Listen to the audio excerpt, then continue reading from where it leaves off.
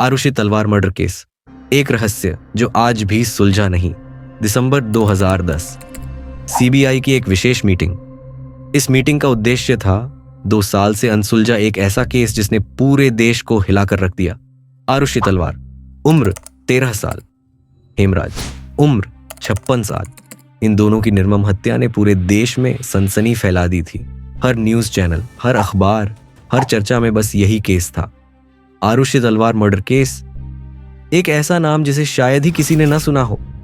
इस मीटिंग में सीबीआई की इन्वेस्टिगेटिंग टीम के लीड ऑफिसर एजी कॉल ने अपनी जांच के नतीजे सबके सामने रखे और उनके मुताबिक हत्यारे कोई और नहीं बल्कि खुद आरुषि के पिता डॉ राजेश तलवार थे।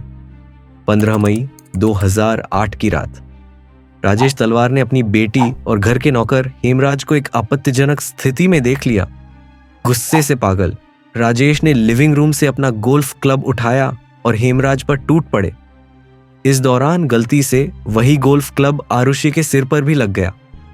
इसी बीच राजेश की पत्नी नुपुर तलवार कमरे में पहुंची। वहां उन्होंने देखा हेमराज की लाश जमीन पर पड़ी है और राजेश के हाथ में एक सर्जिकल ब्लेड है जिससे वह आरुषि का गला काट रहे थे। लेकिन इस दृश्य ने नुपुर को हिला दिया।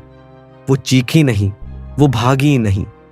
राजेश ने सारी बात समझाई और नुपुर ने उनका साथ देने का फैसला किया।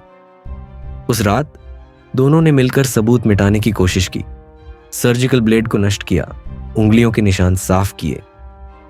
लेकिन छत पर छुपाई गई हेमराज की लाश उनकी सबसे बड़ी भूल बन गई। पुलिस को लाश मिल गई और मामले ने एक नया मोड़ ले लिया। लेकिन यही कहानी नहीं थी।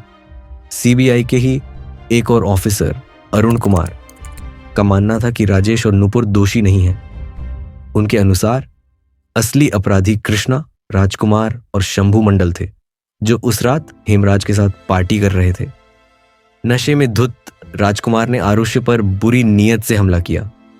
जब उसने विरोध किया तो कृष्णा ने खुखरी से उसका सिर और गला काट दिया। हेमराज इस पूरे अपराध का गवाह था, इसलिए उन्होंने उसे भी मार दिया और छत पर उसकी लाश छुपा दी। लेकिन कृष्णा और राजकुमार के खिलाफ भी कोई ठोस सबूत नहीं मिला।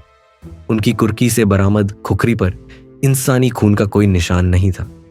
उनके नार्को टेस्ट को भी अदालत ने साक्ष्य मानने से इनकार कर दिया। नतीजा 2011 में केस को बंद कर दिया गया, लेकिन 2013 में केस फिर से खोला गया। स्पेशल सीबीआई कोर्ट ने राजेश और नुपुर को दोषी मानते हुए उम्र कैद की सजा सुनाई। मगर क्या यह अंत था?